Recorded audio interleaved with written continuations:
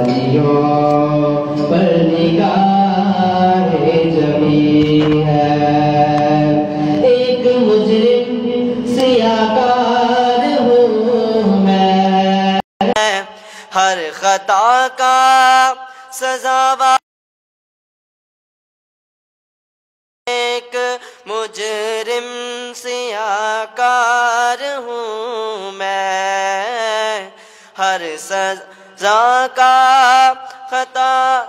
ہر خطا کا سزاوار ہوں میں، میری چاروں طرف ہے اندھیرا، میرے چاروں طرف ہے اندھیرا، روشنی کا طلبگار ہوں میں، ایک دیا ہی سمجھ کر جلا دو غوث الاعظم، ایک دیا ہی سمجھ کر جلا دو، جالیوں پر نگاہ جمی ہے، جمی ہے، جالیوں پر نگاہ جمی ہے۔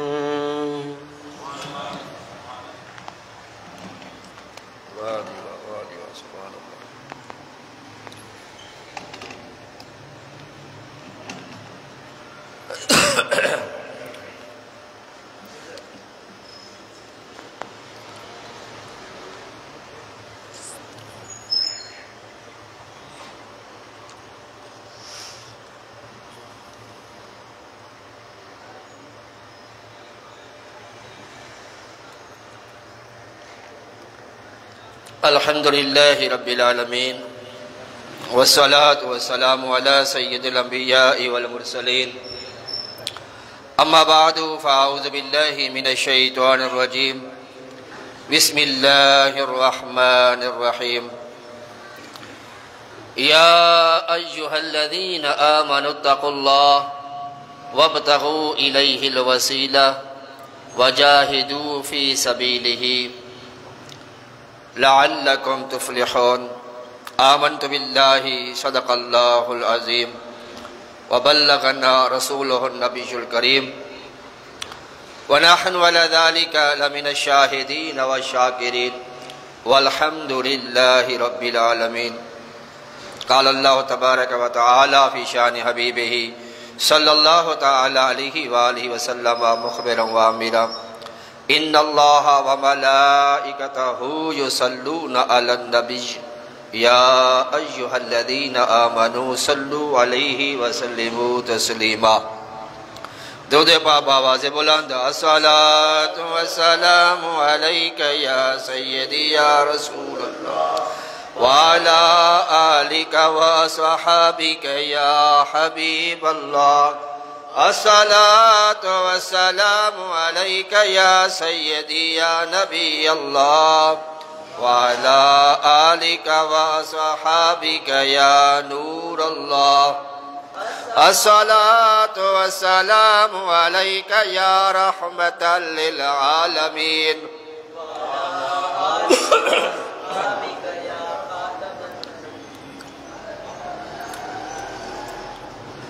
غوث اعظم ولایت کا سرتاج ہے، غوث اعظم ولایت کا سرتاج ہے، ہر جگہ ہر گھڑی آپ کا راج ہے، ان کے ہاتھوں میں صائم میری لاج ہے، جو مریدوں کا ہر دم نگہبان ہے، اور غوث اعظم محمد کا محبوب ہے، غوث اعظم زمانے کا سلطان ہے، غوث اعظم کی ہر جا مچی دھوم ہے، غوث اعظم کا گھر گھر میں فیضان ہے، اور کسی کو جہاں کی حکومت ملی ہے، کسی کو زمانے کی دولت ملی ہے، ہم اپنے مقدر پہ قربان جائیں، ہمیں غوث اعظم کی الفت ملی ہے، اور دو عالم سے کرتی ہے بیگانہ دل کو، عجب چیز ہے لذت آشنائی، اور غوث اعظم کا جہاں میں بول بالا ہے،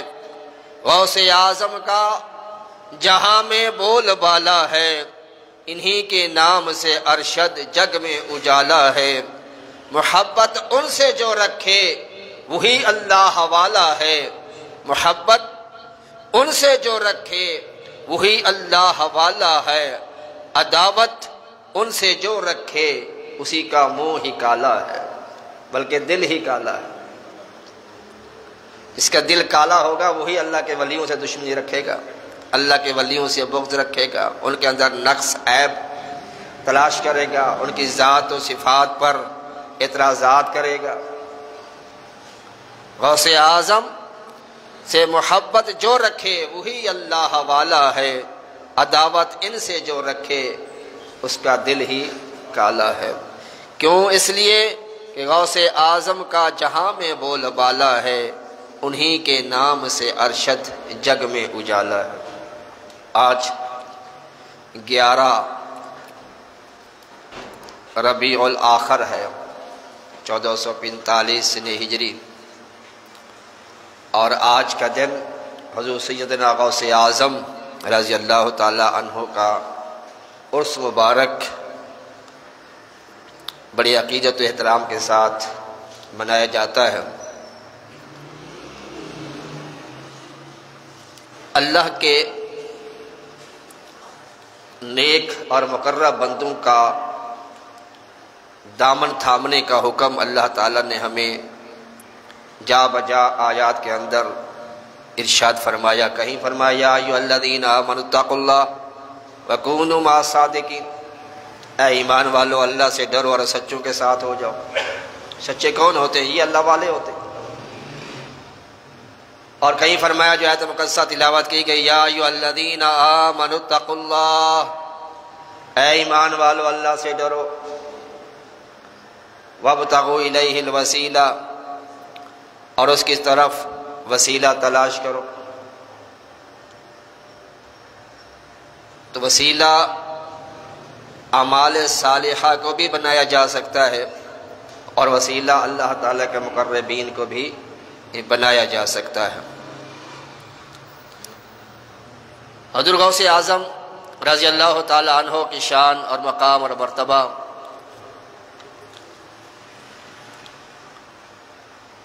آپ کی محبت دل میں ہونا عظیم سعادت ہے۔ کہتے ہیں کہ غوث اعظم رضی اللہ تعالی عنہ کہ بغداد شریف میں ایک شخص کا انتقال ہوا، اس کے انتقال کے بعد لوگوں نے جب اس کو دفنا دیا تو روزانہ اس کی قبر سے چیخوں کی آوازیں آتی۔ اس کا بیٹا غوث اعظم رحمۃ اللہ علیہ کے بارگاہ میں حاضر ہوا، حضور میرے والد صاحب کا انتقال ہو گیا، لیکن روزانہ قبر سے اس کی جو ہے وہ چیخوں کی آوازیں آتی ہیں۔ آپ نے فرمایا کیا وہ میرا مرید تھا؟ کہا نہیں حضور، مرید تو نہیں تھا۔ اچھا کبھی میرے مدرسے میں آیا؟ نہیں حضور، آپ کے مدرسے بھی کبھی نہیں آیا۔ اچھا میرے مدرسے کی گلی سے گزرا؟ نہیں حضور، کبھی اس کو گزرتے ہوئے بھی نہیں دیکھا۔ کبھی اس نے میرا نام سنا؟ آپ جلال میں آئے غوث پاک، فرمایا کیا تیرے باپ نے میرا نام سنا؟ کہا حضور جب میں آپ کی محفل سے اٹھ کے جاتا تھا تو آپ کی باتیں ان کو سناتا تھا تو وہ خوش ہوتا تھا۔ فرمایا اب یہی اس کے لیے کافی اور وافی ہے، اب جا کر قبر سے آواز دیکھو آتی ہے کہ نہیں آتی۔ جب غوث اعظم نے جب یہ فرما دیا کہ میرا نام ہی کافی ہے، لوگ جب اس کی قبر کے پاس گیا تو اس کی چیخوں کی آواز بند ہو چکی تھی۔ یہ غوث اعظم رضی اللہ تعالیٰ عنہ۔ اور آپ کی ولادت سے پہلے جو اولیاء کرام ہوئے انہوں نے بھی آپ کی شانوں کو بیان کیا، آپ کی عظمتوں کو بیان کیا۔ جنید بغدادی رحمۃ اللہ علیہ مشہور ولی ہے، ایک مرتبہ مریدین میں بیٹھے ہوئے ہیں تو آپ نے مراقبہ فرمایا، اپنے مریدوں سے کہا کہ 5ویں صدی ہجری میں بغداد کے اندر ایک بچہ پیدا ہوگا جو وقت آنے پر یہ اعلان کرے گا کہ میرا یہ قدم ہر ولی کی گردن پر ہے، اس کا نام عبد القادر ہوگا۔ اور یہی غوث اعظم رضی اللہ تعالیٰ عنہ ہے جنہوں نے یہ اعلان فرمایا تھا۔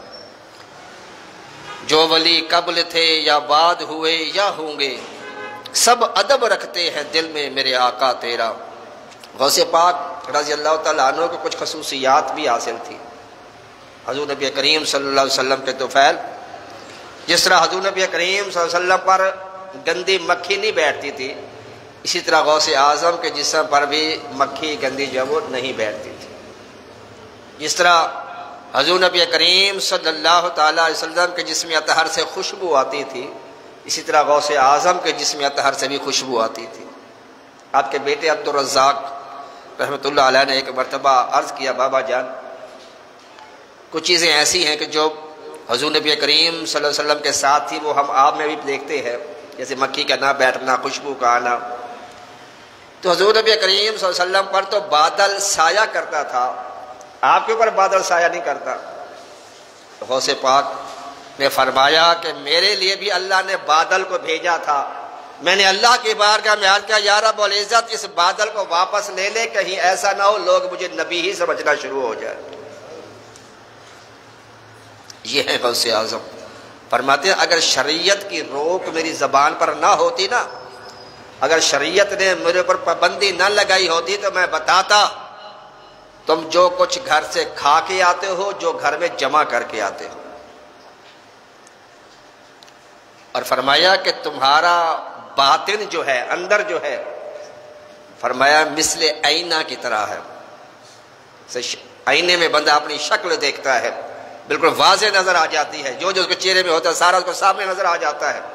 فرمایا تمہارا باطن بھی بالکل میرے سامنے ہوتا ہے، مجھے پتا ہوتا ہے کہ اس کے دل کے اندر کیا چیز ہے۔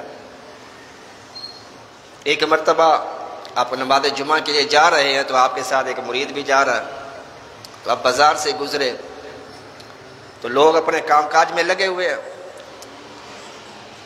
تو جو غلام ساتھ جا رہا تھا وہ دل میں سوچ رہا تھا کہ یہ عجیب لوگ ہیں، غوث پاک یہاں سے گزر رہے ہیں اور کوئی سلام کے لیے بھی نہیں آ رہا، دست بوسی کے لیے کوئی بھی نہیں آ رہا۔ دل میں اس کے خیال آئے گا غوث پاک غوث اعظم گزر رہے ہوں اور کوئی سلام کرنے نہ آئے، یہ عجیب بات ہے۔ ابھی وہ سوچ رہا تھا کہ یکدم لوگ اپنے کاروبار کام چھوڑ کے غوث پاک کی طرف بڑھے، کوئی ہاتھ چوم رہا ہے، کوئی دست بوسی کر رہا ہے، جناب اللہ کوئی مصافحہ کر رہا ہے، کوئی کپڑوں کے ساتھ لپٹ رہا ہے۔ اس طرح ہجوم اکٹھا ہو گیا اور ان کے دھکوں میں جو ہے وہ بھیڑ میں وہ جو ساتھ جا رہا تھا وہ دور چلا گیا، وہ پیچھے ہو گیا بہت۔ پھر لوگ اپنے اپنے کاموں میں چلے گئے دکانوں پر، پھر وہ جو ساتھ آ رہا تھا وہ ساتھ مل گیا غوث پاک سے۔ تو غوث پاک رضی اللہ تعالیٰ عنہ نے فرمایا کہ پہلے والی حالت اچھی تھی کہ یہ حالت اچھی تھی؟ فرمایا ان کے دل جو ہیں اللہ نے میری مٹھی میں دے دیے ہیں، ان کے دل اللہ نے میری مٹھی میں دے دیے ہیں، چاہوں تو ان کو اپنے قریب کر لو، چاہوں تو ان کو اپنے سے دور کر دو۔ اتنے تصرفات غوث اعظم رضی اللہ تعالیٰ عنہ۔ اور ایک عیسائی کئی دنوں سے یہ مناظرہ کر رہا تھا، یہ چیلنج کر رہا تھا مسلمانوں کو کہ تمہارے قرآن کے اندر ہمارے نبی کی شان بیان ہے، عیسیٰ علیہ السلام کے مردوں کو زندہ کرتے تھے، کیا قرآن کے اندر یہ بھی ہے کہ تمہارا نبی محمد صلی اللہ علیہ وسلم بھی مردے زندہ کرتا تھا؟ اور یہ بظاہر تو قرآن کی آیت میں نہیں ہے، احادیث کے اندر بے شمار واقعات ہیں، آپ نے مردوں کو زندہ فرمایا، حضور نبی کریم صلی اللہ تعالیٰ علیہ وسلم نے اپنے والدین کریمین کو زندہ فرمایا۔ تو آپ نے بڑے بڑے علماء اس کا جواب نہ دے سکے، قرآن کے اندر کیسے اس کو دلیل دیں؟ غوث پاک تک بات پہنچی تو آپ اس کے پاس گئے اور آپ نے فرمایا تو میرے نبی کو چیلنج کر رہا ہے؟ کہ قرآن میں کہاں لکھا ہے تمہارے نبی نے مردے زندہ کیے؟ ہمارے عیسیٰ کے بارے میں تو لکھا ہوا تمہارا قرآن کے اندر کہ مردوں کو زندہ کرتے تھے، کوڑھی مریض کو شفا دیتے تھے، مٹی سے مورت بناتے، پرندے کی پھونک مار دے اس کے اندر جان آ جاتی، روح آ جاتی، وہ پرندہ بن کے اڑ جاتا۔ تمہارے نبی کے بارے میں تو ایسی بات نہیں ہے قرآن کے اندر۔ تو سیدنا غوث اعظم رحمۃ اللہ علیہ نے فرمایا کہ میرے آقا کی تو شان ورا الورا ہے، چل میرے ساتھ قبرستان، خدا کی قسم تو جس قبر پہ بھی انگلی کرے گا اسی قبر والے کو زندہ کر کے میں دکھاؤں گا۔ اور آپ نے اس کا ہاتھ پکڑا اور قبرستان لے گئے، اور اس شخص نے، اس عیسائی نے بہت پرانی قبر کی طرف اشارہ کیا کہ اس قبر والے کو زندہ کر کے دکھاؤ۔ غوث اعظم رضی اللہ تعالیٰ عنہ نے فرمایا کہ یہ قبر والا گویہ تھا، گانے گاتا تھا، گانے باجے کا کاروبار تھا اس کا۔ اب دیکھنا یہ گانا گاتا ہوا ہی اٹھے گا، کیونکہ ہمارے آقا صلی اللہ علیہ وسلم کا یہ ارشاد پاک ہے، بندہ جس حالت میں مرتا ہے اسی حالت سے قبر سے اٹھایا جائے گا۔ آپ نے فرمایا قم بِإِذْنِی، قم بِإِذْنِ اللہ بھی نہیں کہا، قم بِإِذْنِی، میرے حکم سے کھڑا ہو جا۔ جب آپ نے فرمایا تو مردہ قبر سے گانا گاتا ہوا کھڑا ہو گیا۔ تو اس نے جب یہ آپ کی کرامت دیکھی تو اس نے کلمہ پڑھا اور مسلمان ہو گیا۔ تو غوث اعظم رضی اللہ تعالیٰ عنہ کی شان، فرمایا تم میری حقیقت سمجھ نہیں سکتے کہ میں کیا ہوں۔ جیسے میرے آقا نے اعلان فرمایا تھا نا صدیق اکبر سے، لم یعرفنی حقیقت غیر ربی یا ابا بکر، اے ابو بکر تم میری حقیقت کو نہیں جان سکتے، میری حقیقت سے میرا رب جانتا ہے۔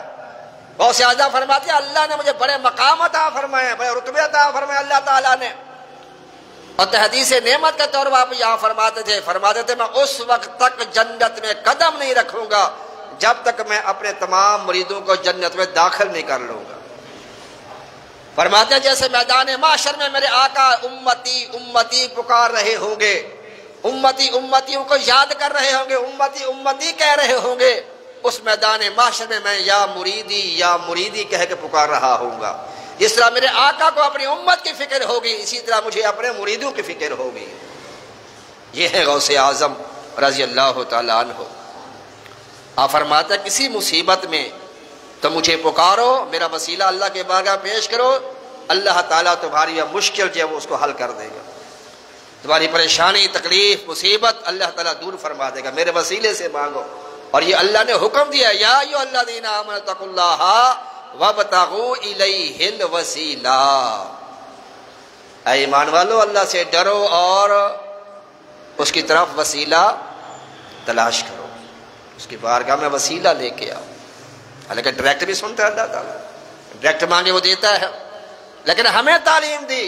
ایک اور مقام فرماتا ہے فادخلی فی عبادی وادخلی جنتی، اللہ فرماتا ہے پہلے میرے بندوں میں داخل ہو جا پھر تو جنت میں داخل ہو جا۔ یعنی یہاں بھی جنت میں جانے کے لیے اللہ تعالیٰ نے یہ وہ ایک شرط رکھ دی کہ تم نے جنت میں جانا ہے تو میرے کسی اللہ والے سے تعلق جوڑ لو۔ جیسے داتا صاحب کے بارے میں آتا ہے، اب اپنے مرشد کو وضو کرا رہے ہیں تو دل میں یہ خیال آ رہا ہے کہ اللہ تعالیٰ نے انسان کو آزاد پیدا فرمایا ہے اور ہم دنیا میں آ کے کسی کے غلامی کا پٹا گلے میں ڈال دیتے ہیں اور مریدی کا سلسلہ شروع کر دیتے ہیں، پیری مریدی کا۔ اس دل میں خیال آ رہا کہ اللہ تعالیٰ تو آزاد پیدا کیا انسان کو، پھر ہم کسی کے مرید کیوں ہوتے ہیں، بیعت کیوں ہوتے ہیں، ان کی غلامی کا گلے میں پٹا کیوں ڈالتے ہیں؟ یہ دل میں آپ کا خیال آیا تو آپ کے مرشد نے آپ کے دل کی بات کو جان لیا اور آپ نے فرمایا اے علی بن عثمان، اللہ تعالیٰ جب کسی شخص کو کوئی مقام اور مرتبہ دینا چاہتا ہے تو اپنے کسی مقرب بندے کے قدموں میں ڈال دیتا ہے۔ داتا صاحب نے خود کشف المحجوب کے اندر اس کو بیان فرمایا۔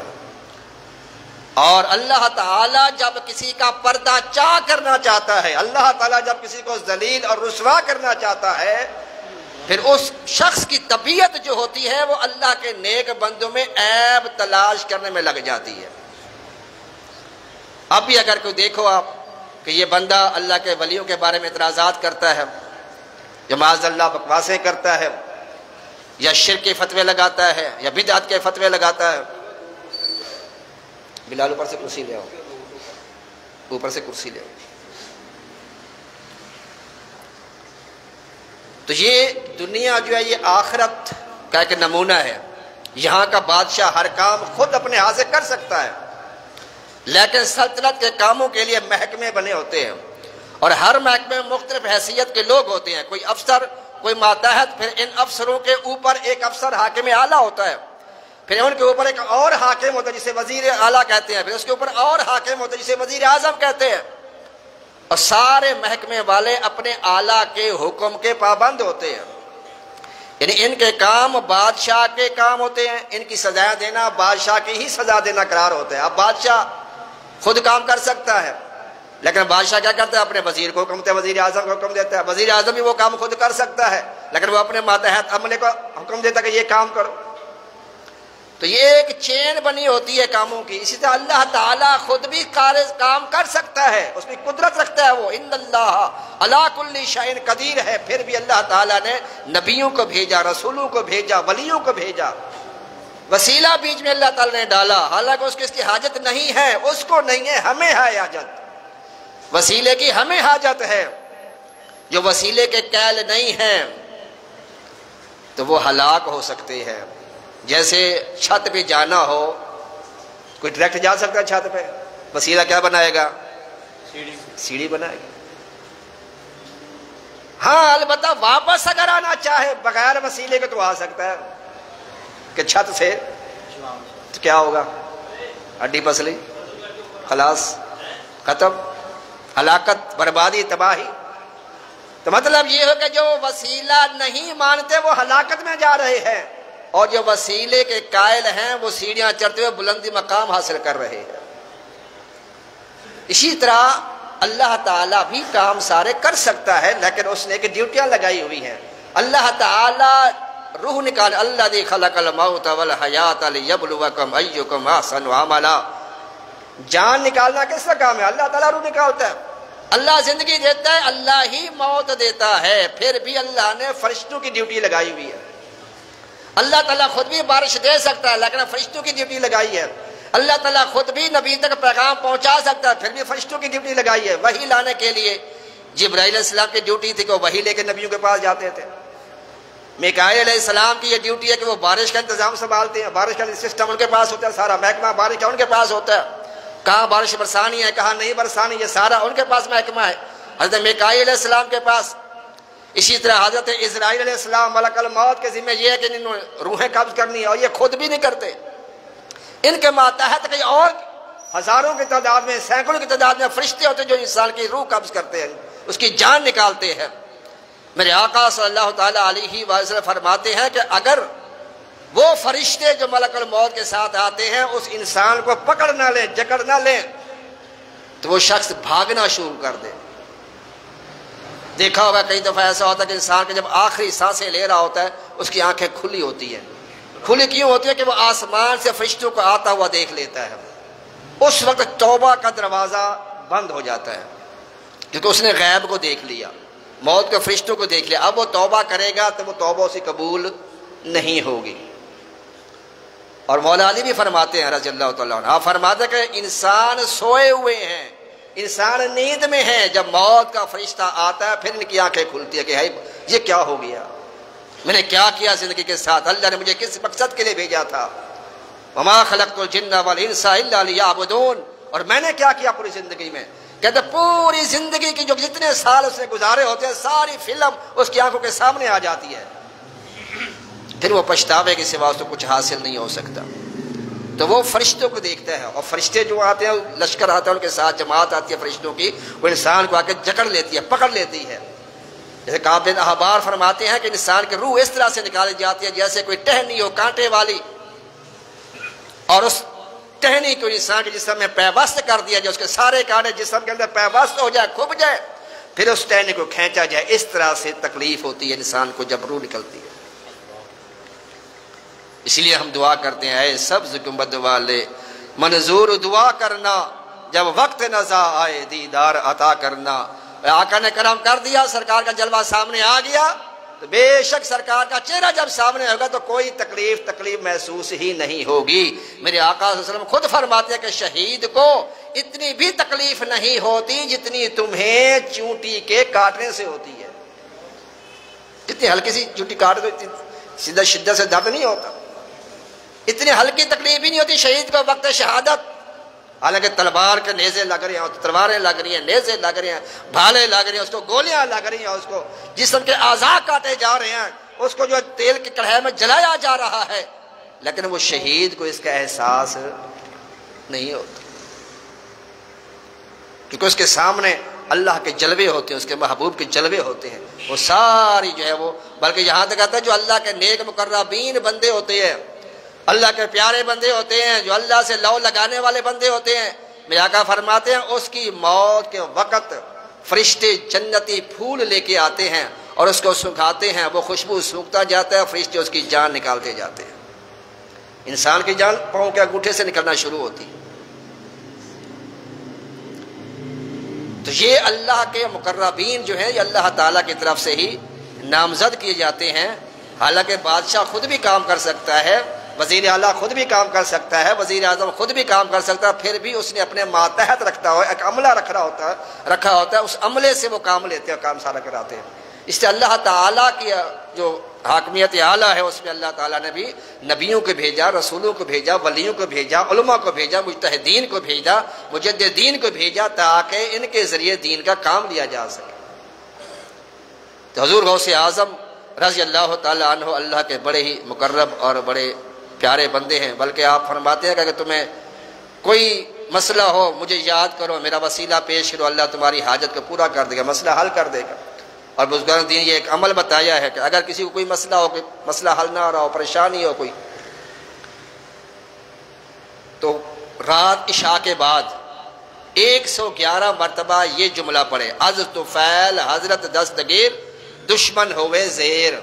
اگر کوئی اس کو پریشان کر رہا ہے، تنگ کر رہا ہے نہ حق، تو اس سے چھٹکارا پانے کے لیے یہ وظیفہ دیا گیا ہے کہ اگر کوئی کسی کو تنگ کر رہا دشمن، تو کہتے ہیں عشاء کی نماز کے بعد وہ 11 مرتبہ درود شریف پڑھے، کوئی سا پڑھ لے، الصلاۃ والسلام علیک یا رسول اللہ پڑھ لیے، صلی اللہ علیہ وسلم یا رسول اللہ پڑھ لے، کوئی بھی درود پاک 11 مرتبہ پڑھ لے، اور اس کے بعد 111 مرتبہ از طفیل حضرت دستگیر دشمن ہوئے زیر، پھر 11 درود شریف پڑھے، دعا مانگے تو انشاءاللہ وہ شیطان اس کے دشمن کے شر سے وہ محفوظ رہے گا، وہ دشمن جو اس کو نقصان نہیں پہنچا سکے گا۔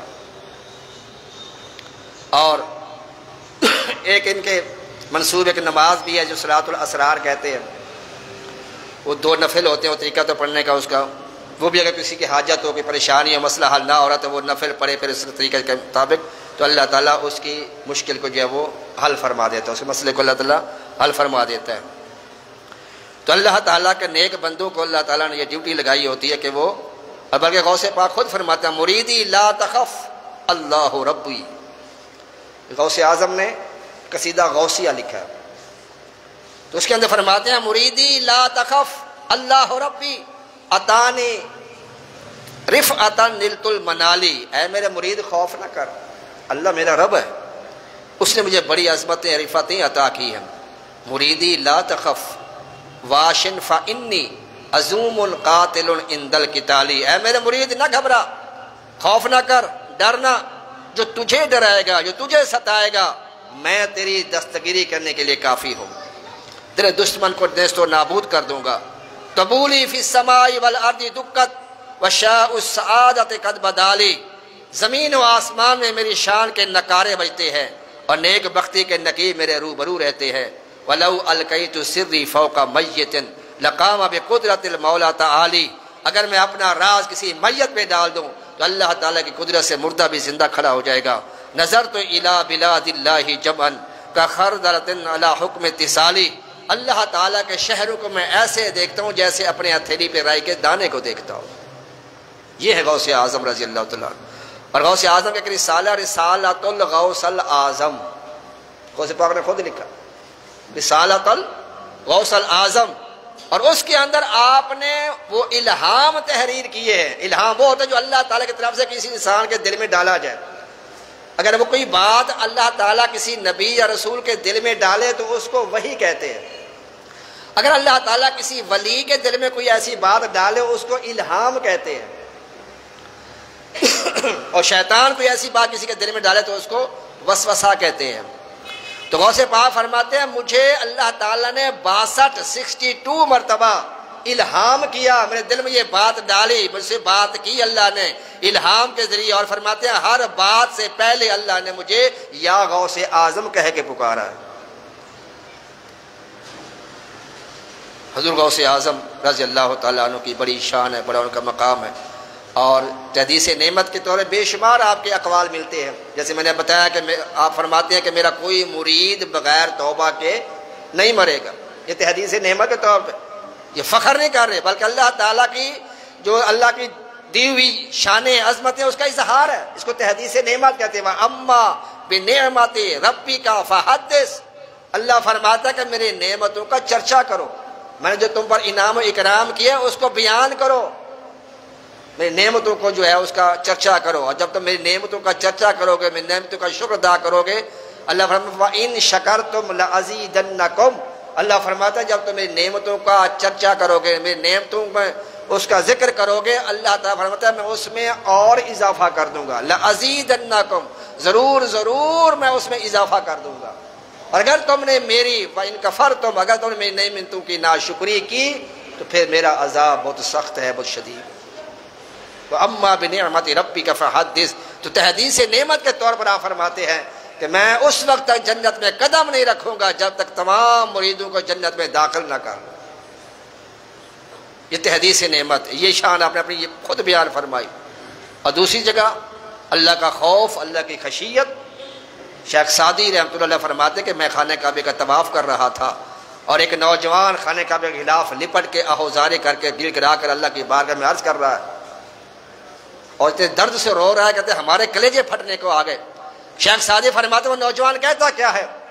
اے اللہ، اگر میرے اعمال تیری بارگاہ میں مقبول نہیں ہیں تو کل بروز قیامت مجھے اندھا اٹھانا. میں تیری مخلوق کے سامنے، تیرے محبوب کے سامنے شرمندہ نہیں ہونا چاہتا. تو بڑا حیران ہوا خانہ کعبے کے پاس یہ نوجوان کون ہے اللہ کا اتنا خوف رکھنے والا؟ کہتا ہے میں نے جب غلاف کعبہ ہٹا کے دیکھا تو وہ غوث اعظم تھے. یہ ہے خشیت، اللہ کا خوف. الا ان اولیاء اللہ لا خوف علیہم ولا هم یحزنون. دنیا کے کسی کا خوف ان کے دل میں نہیں ہوتا، اللہ والوں کے دل میں خوف ہوتا ہے تو صرف اللہ وحدہ لا شریک کا خوف ہوتا ہے. اللہ اکبر. اسی تو فاروق اعظم فرماتے ہیں الایمان بین الخوف والرجاء. فاروق اعظم رضی اللہ تعالیٰ فرماتے ہیں کہ ایمان جو ہے یہ خوف اور رجا، امید کے درمیان میں ہے. یعنی ایمان اگر ایک پرندہ ہو تو ایک پر جو ہے وہ خوف ہے اور دوسرا پر امید ہے.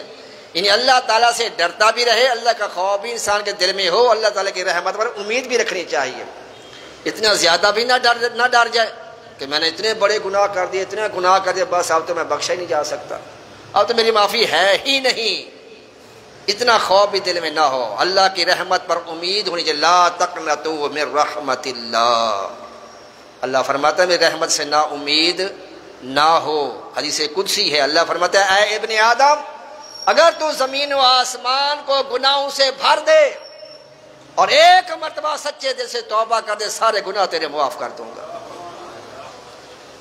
اس لیے تو بڑے پیار سے اللہ سمجھاتا ہے یا ایھا الانسان ما غرک بربک الکریم الذی خلقک فسواک فعدلک.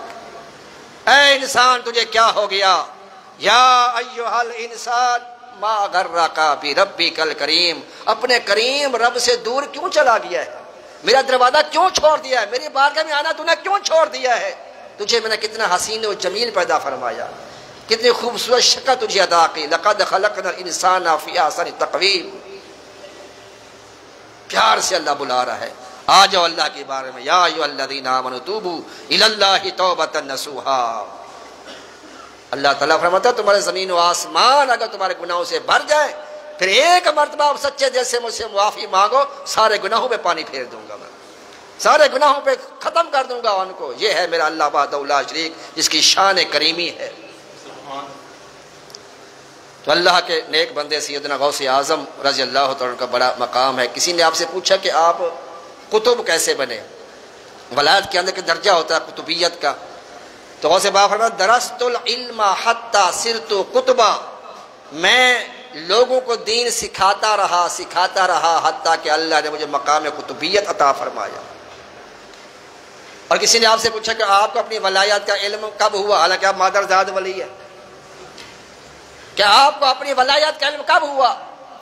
فرماتے ہیں جب میں مدرسے میں جاتا تھا تو غیب سے آواز آتی تھی افسحوا لولی اللہ، اللہ کے ولی کے لیے جگہ کشادہ کر دو۔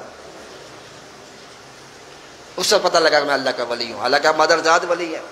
جب آپ کی والدہ آپ کو استاد کے پاس قرآن پاک پڑھانے کے لیے لے گئی تو وہاں پر آپ نے 19 پارے زبانی سنا دیے غوث پاک رضی اللہ تعالیٰ عنہ۔ استاد نے کہا بیٹا یہ آپ نے کہاں سے سیکھے، کہاں یاد کیے؟ فرمایا میری والدہ 19 پاروں کی حافظ تھی، جب بھی دودھ پلاتی تھی قرآن پاک کی تلاوت کرتی، میں ماں کے پیٹ جب اور ماں کی گود میں میں قرآن پاک سن سن کر 19 پاروں کا حافظ ہو گیا۔ غوث اعظم رضی اللہ تعالیٰ عنہ کا بڑا مقام ہے، آپ کو اللہ نے تقدیر بدلنے پر بھی قدرت عطا فرمائی تھی۔ ایک شیخ حماد ہیں غوث اعظم کے ہم اثر ہیں، اللہ کے ولی مقرب بندے شیخ حماد رحمۃ اللہ علیہ، ان کا ایک مرید سفر پہ جانا چاہ رہا تھا تجارت کی غرض سے، تو آپ وہ مرید شیخ حماد اپنے شیخ اپنے پیر کے پاس گئے کہ حضور میں اس طرح سفر کے لیے جانا چاہ رہا ہوں تو چلا جاؤں؟ تو شیخ حماد بھی اللہ کے مقرب بندے تھے، کہا بیٹا نہ جاؤ، نقصان ہوگا، نہ جاؤ۔ اب اس نے پوری تیاری کی ہوئی تھی، پیکنگ ساری کی ہوئی تھی جانے کی، لیکن اب مرشد نے منع کر دیا، دل اس کا ایک طرح سے رنجیدہ ہوا، جب اتنی پیکنگ بھی کی ہے تیاری بھی کی ہوئی ہے، بس اب یہ مرشد نے چلو، تو تھوڑا سا اداس جا رہا تو راستے میں غوث اعظم مل گئے۔ کہا بیٹا کیا بات ہے بڑے اداس جا رہا ہے؟ اس طرح میں سفر پہ جانا چاہ رہا تھا، تو اس طرح جو ہے وہ مرشد نے منع کیا، فرمایا جاؤ اللہ خیر کرے گا۔ وہ شخص چلا گیا، تجارت کی اور اس کو پہلے کی نسبت اس مرتبہ زیادہ پروفٹ ملا، بڑا خوش ہوا، سارا مال لے کے واپس آ رہا تھا، راستے میں جنگل آ گیا، گزرتے ہوئے وہاں پر آرام کرنے لگا، سو گیا۔ سوتے اس نے کیا دیکھا کہ ڈاکو نے حملہ کر دیا، سارا مال بھی لوٹ لیا اس کا، اور تلوار لے کے اس کی طرف بڑھے کہ اس کو قتل کر دے، تو اس نے چیخ ماری، جب چیخ ماری تو اس کی آنکھ کھل گئی اور دیکھا سامان سارا اس کا سیف ہے، وہ تو خواب تھا، تو خوش ہو گئے، چلو خواب ہی تھا، مال بچ گیا، سامان بچ گیا سارا۔ واپس اپنے بستی پہنچا تو دور سے شیخ حماد رحمۃ اللہ نے دیکھ لیا، مرشد نے دیکھا کہ میرے پاس آ رہا ہے، تو آپ نے وہیں سے کہا کہ بیٹے پہلے میرے پاس نہ ہو، پہلے غوث پاک کے پاس جاؤ، جو میں نے کہا تھا ویسا ہونے والا تھا تیرے اوپر، ایسی طرح جو تم نے خواب میں دیکھا ہے، یہ غوث پاک کی دعا سے اللہ نے حقیقت کو خواب کے اندر تبدیل فرما دیا ہے۔ اللہ تعالیٰ نے اتنی قدرت آپ کو عطا فرمائی۔ شیخ علی بن حیدی کا واقعہ میں نے پچھلے جمعے آپ کو سنایا، جو آپ کا مرید خواب کے اندر دیکھ رہا ہے، غنودگی کے اندر دیکھ رہا ہے، غوث پاک جاگتے ہوئے ملاحظہ فرما رہے ہیں۔ میں نے پہلے آپ کو بتایا غوث اعظم خود فرماتے ہیں کہ اگر شریعت کی روک میری زبان پر نہ ہوتی تو میں بتاتا تم کیا کھا کے آتے ہو، کیا گھر میں جمع کر کے آتے ہو۔ اللہ نے ان کو بڑا مقام عطا فرمایا تھا، جس طرح سے حضور نبی کریم صلی اللہ تعالی علیہ وآلہ وسلم کے معجزات کو شمار نہیں کیا جا سکتا، اسی طرح غوث اعظم کی کرامات کو شمار نہیں کیا جا سکتا۔ بے شمار آپ کی کرامتیں ہیں، بے شمار، پورا وجود ہی سمجھے سراپا کرامت تھا آپ کا، پورا گھرانہ ہی آپ کا سادات کا ہے، اور سب عالی شان لوگ تھے۔ آپ کی پھوپھی سیدہ فاطمہ رضی اللہ تعالیٰ عنہ با کرامت ولیہ تھی۔ بغداد کے اندر بارش نہیں ہو رہی تھی، لوگ بڑے پریشان تھے، بڑی دعائیں کی بارش نہ ہوئی، ان کی بارگاہ میں حاضر ہوئے غوث پاک کی پھوپھی جان کے پاس کہ آپ اللہ مہربانی کریں، دعا فرمائیں، اللہ کرم کر دے بارش ہو جائے۔ تو انہوں نے عاجزی انکساری کی کہ میں کوئی نگار سی بندی کیا دعا کروں، نہیں آپ دعا کریں اللہ کرم کر دے گا انشاءاللہ، ہمیں آپ پہ بھروسہ ہے۔ تو آپ کی پھوپھی سیدہ فاطمہ رضی اللہ تعالی عنہ نے اپنے گھر میں جھاڑو دیا، صفائی کی، جھاڑو دیا، جھاڑو دینے کے بعد اللہ کے بارگاہ میں عرض کی یا رب العزت جھاڑو میں نے دے دیا ہے، چھڑکاؤ تو کر دے۔ اتنا کہا تو ادھر سے بادل ادھر سے بادل، اور بارش برسنا شروع۔ یہ ہے اللہ والے، وَإِن سَأَلَنِي لَأُوتِيَنَّهُ، اللہ فرماتا ہے جب بندہ مجھ سے سوال کرتا ہے تو میں اس کو ضرور ضرور ضرور دیتا ہوں۔ جھاڑو میں نے کر دیا ہے، چھڑکاؤ تو کر دے۔ غوث پاک بیان کر رہے ہیں، بیان کرتے کرتے نا بارش شروع ہو گئی، ہزاروں کا مجمع ہوتا تھا، جب بارش تیز ہوئی تو لوگ بھاگنے لگے، افراتفری مچ گئی۔ تو آپ نے اللہ کی بارگاہ میں دعا کے لیے ہاتھ اٹھا دیا کہ یا رب العزت میں تیرے بندوں کو جمع کرتا ہوں اور تیری بارش اس کو منتشر کرتی ہے۔ اتنا آپ کا کہنا تھا کہ بارش فوراً وہیں پہ رک گئی اور لوگ پھر بیٹھنا شروع ہو گئے۔ اللہ تعالیٰ نے خاص بندوں کو خاص اللہ نے اختیارات تصرفات جو عطا فرمائے ہوتے ہیں، ان کے اندر غوث اعظم بھی شامل ہے۔ اب تقدیروں کو بدلنے والے ہیں۔ چور آپ ایک حجرے میں داخل ہوا تو ابدال میں سے بن کے نکلا وہ، پہلے چور تھا پھر ہور ہو گیا۔ نگاہ ولی میں یہ تاثیر دیکھی، بدلتی کروڑوں کی تقدیر دیکھی۔ اور میں کہا کرتا ہوں اگر کسی نے آج کے دور میں کوئی ولی دیکھنا ہو تو محمد الیاس قادری کو دیکھ لے، جس نے اپنی نگاہ ولایت سے، نگاہ فیض سے لاکھوں کروڑوں نوجوانوں کو سنت کے راستے پہ لگا دیا۔ ماں باپ 15-20 سال کوشش کرتے ہیں، بیٹا نمازی نہیں بنتا، چہرے پہ داڑھی نہیں سجاتا، سنتوں کا پیکر نہیں بنتا، سنت کے لباس نہیں پہنتا، لیکن اس نگاہ ولی میں یہ تاثیر ہے، جو بندہ ایک مرتبہ اس کے پاس چلا جاتا ہے ایسی نگاہ ڈالتا ہے کہ وہ وہیں سے سراپا سنت کا پیکر بن کے آتا ہے، نمازوں کا پابند بن کے آتا ہے، سنت کے مطابق لباس لے کے آتا ہے، چہرے پہ داڑھی لے کے آتا ہے۔ اللہ تعالی ہمیشہ ہمیں ایسے مقربین کے ساتھ وابستہ رہنے کی توفیق عطا فرمائے۔ تو 11ویں شریف جو ہوتی ہے یہ ایصال ثواب کا ایک نام ہے۔ اصل مقصد کیا ہوتا ہے؟ ایصال ثواب کرنا۔ اس کو کوئی بھی شکل دی جیسے کوئی بھی نام دیا جائے تو اس کو 10ویں کا، تیجے کا، 40ویں کا، برسی کا، یا اس کو جو ہے عرس کا، 11ویں کا، 12ویں کا، کوئی بھی نام اس کا، امام جعفر صاحب کنڈو کا نام دیا جا سکتا ہے، خواجہ غنی آباد کی چھٹی شریف کا نام دیا جا سکتا ہے۔ تو یہ صرف ہماری آسانی کے لیے نام چینج ہوتے ہیں، اصل مقصد کیا ہوتا ہے؟ ایصال ثواب کرنا۔ لیکن اس موقع پر لوگ فتوے لگانے شروع کرتے ہیں، یہ جی جو غیر اللہ پہ نام آ جائے تو وہ تو چیز حرام ہو جاتی ہے، وما اہل بہ لغیر اللہ، جس پہ اللہ کے علاوہ کسی کا نام آ جائے وہ چیز حرام ہو جاتی ہے، حالانکہ یہ ترجمہ ہی درست نہیں ہے۔ وما اہل بہ لغیر اللہ، اس طرح کی ملتی جلتی یہ آیت جو ہے یہ پورے قرآن شریف میں 4 مقامات پر ہے۔ اس آیت کا مقصد یہ ہے کہ اللہ تعالیٰ بیان فرما رہا ہے کہ جس پر وقت ذبح کسی غیر اللہ کا نام لیا جائے وہ چیز حرام ہو جاتی ہے، لیکن انہوں نے ترجمہ کیا کر دیا؟ وما اہل بہ لغیر اللہ، جو کسی غیر اللہ کے لیے نام زد کر دیا جائے وہ حرام ہو جاتا ہے، پھر تو ہر چیز ہی حرام ہو جائے گی۔ مکان، ہاں جی، ملک صاحب، Malik house, Chaudhry house, Khan house, کس کا گھر ہے؟ چودھری صاحب کا، ملک صاحب کا، خان صاحب کا، تیار صاحب کا۔ بھائی اللہ کا علاوہ نام آ گیا، غیر اللہ کا نام، یہ تو حرام ہو گیا۔ بیوی کس کی ہے؟ تیار صاحب کی، فلاں صاحب کی، فلاں صاحب کی، وہ تو حرام ہو گئی، اللہ کے علاوہ نام آ گیا۔ اللہ نے کہہ دیا وما اہل بہ لغیر اللہ، جس میں کسی غیر اللہ کا نام آ جائے وہ حرام ہو گئی۔ تو ہم کہتے ہو یہ غوث پاک کا بکرا جو تو حرام ہو گیا، غوث پاک کا نام آ گیا اس کے اوپر۔ حالانکہ اللہ کیا کہہ رہا ہے کہ جس پر بوقت ذبح کرتے وقت جب کسی غیر اللہ کا نام لیا جائے وہ بسم اللہ بھی پڑھ کے ذبح کریں گے پھر بھی وہ جانور کیا ہوگا؟ حرام ہوگا۔ اللہ کا نام لے کر بھی اگر کسی کو اور خوش کرنے کے لیے، اس کی رضا کے لیے خون بہائیں گے، اس کا گلا کاٹیں گے، اس کو ذبح کریں گے کسی کا شنودی کے لیے، تو وہ جانور بھی حرام ہو جائے گا۔ بوقت ذبح اللہ تعالیٰ کی ہی رضا سامنے ہونی چاہیے۔ اور جب انسان یہ 11ویں کا لنگر پکاتے ہیں، کھانا پکاتے ہیں، جانور ذبح کرتے ہیں تو ذبح کا کیا کہتے ہیں؟ بسم اللہ اللہ اکبر۔ اور اس کے بعد جو لنگر وغیرہ کھانا کا اہتمام ہوتا ہے کہتے ہیں کہ یا اللہ اس کا ثواب جو غوث پاک تک پہنچا، اس میں کوئی حرج نہیں ہے، کوئی قباحت نہیں ہے۔ اسی طرح ہم نماز کے بعد تسبیح پڑھتے ہیں۔ کون سی تسبیح پڑھتے ہیں جی؟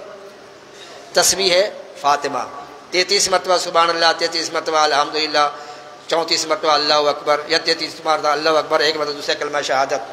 ایک تو یہ روایت ملتی ہے کہ 33 مرتبہ پڑھی جائے، اور ایک روایت یہ بھی ملتی ہے کہ 11 مرتبہ تینوں کو پڑھا جائے، 33 ہو جائیں گے۔ یہ مختلف روایتیں ہیں، بہرحال زیادہ یہی ہے کہ 33 مرتبہ ہی جو پڑھا جائے۔ تو اب اس تسبیح کو، یہ کیا ہے؟ اللہ کی تسبیح ہے، اللہ کا ذکر ہے، اس کو کہتے کیا ہے؟ تسبیح ہے فاطمہ۔ اب اس تسبیح کے اوپر فاطمہ کا نام آ گیا تو یہ حرام آ گئی، معاذ اللہ، غیر اللہ کا نام آ گیا تو حرام ہو گئی۔ سیدنا داؤد علیہ السلام جو روزے رکھتے تھے اس کے صوم داؤد کہتے ہیں۔ اب روزہ تو اللہ کے لیے ہوتا ہے، لیکن اس روزے پہ داؤد علیہ السلام کا نام آ گیا کہ روزہ حرام ہو جائے گا نسبت کی وجہ سے، کیونکہ یہ تسبیح فاطمہ ہمیں سیدہ فاطمہ رضی اللہ تعالیٰ عنہ کے صدقے میں ملی، لہٰذا اس کا نام ہی جو ہے وہ تسبیح فاطمہ پڑ گیا۔ اب تھک جاتی تھی تو مولا علی نے کہا کہ سرکار کی بارگاہ میں کچھ قیدی آئے ہیں، تو تم کچھ غلام آئے ہیں، جاؤ کچھ کام کاج کے لیے کسی کو لے آؤ، مانگ لو جا کے بابا جان سے۔ تو وہ آئیں تو لیکن شرم و حیا کی وجہ سے سرکار سے عرض نہ کر سکے۔ تو میرے آقا صلی اللہ تعالیٰ علیہ وآلہ وسلم نے خود ہی پوچھا کہ بیٹی کیسے آنا ہوا؟ کیا بابا جان اس طرح سے تھک جاتی ہوں کام کاج کرتے ہوئے اور یہ چکی چلاتے ہوئے اور سارے کام، تو کوئی غلام وغیرہ مل جاتا، تھکاوٹ میری کم ہو جاتی۔ تو پھر میرے آقا نے فرمایا اے بیٹی کیا اس سے پیارا وظیفہ نہ دو؟ بابا جان وہ کیا؟ فرمایا 33 مرتبہ سبحان اللہ، 33 مرتبہ الحمدللہ، 33 مرتبہ اللہ اکبر کہہ لیا کرو، تمہاری تمام تھکاوٹ جو اللہ تعالیٰ دور فرما دے گا۔ اور یہ پورے بنے ہوئے نا، یہ دیکھیں نا 3 بنے ہوئے، بلکہ 4 بھی گن سکتے ہیں اس کو، اس وجہ تو بنے ہوئے ہیں، یہی گواہی دیں گے۔ اس لیے میں بلکہ اللہ اکبر کبیرہ بات لمبی ہو جائے گی۔ تو غوث اعظم کی آج اور اس کے حوالے سے 11ویں شریف ہے، تو کسی چیز پر کسی اور کا نام آ جانا اس چیز کو حرام نہیں کرتا۔ اگر بوقت ذبح کوئی جانور کرتے ہوئے کوئی غوث پاک کا نام لیتا ہے کہ غوث پاک کے نام سے ذبح کر رہا ہوں، تو وہ جانور حرام ہو جائے گا، اور ایسا کوئی مسلمان بھی نہیں کرتا۔